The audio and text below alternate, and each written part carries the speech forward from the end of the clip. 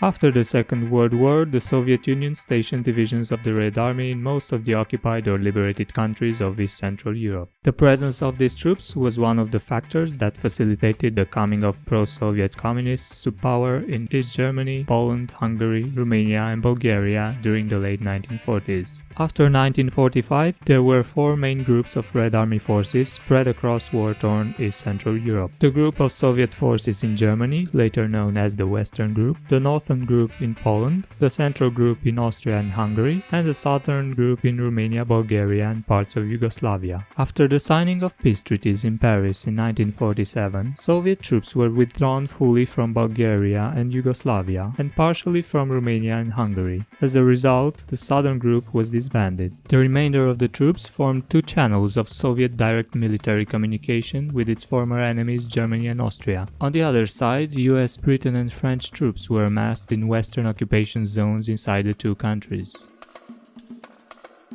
Immediately after West Germany joined NATO, a similar mutual defense organization was created at Warsaw between the Soviet Union and its 7 satellite states. One of the consequences was that national armies could take over former responsibilities of the Red Army, thus opening the way to a massive withdrawal of hundreds of thousands of Soviet troops, within a larger reduction of the military under Khrushchev. At the same time, the signing of the Austrian State Treaty and the declaration of Austria's neutrality led to the withdrawal of Soviet troops to the east, and the recreation of the Southern Group in Hungary, which had a big role in suppressing the Hungarian Revolution 1 year later. In 1958, a new wave of reduction of Soviet forces was ridden by the Romanian communist leadership, which had successfully requested a complete withdrawal of the Soviet military presence from its country. 10 years later, it happened the other way around. The crushing of the Prague Spring by Soviet-led forces was followed by the recreation of the Central Group of forces stationed in Czechoslovakia. For the next 20 years or so, until the fall of communism in East Central Europe and the dissolution of the Soviet Union, several 100,000 Soviet troops were stationed in East Germany, Poland, Czechoslovakia and Hungary. In 1994, almost 50 years after the end of the war, the last ex-Soviet military unit was withdrawn from Germany.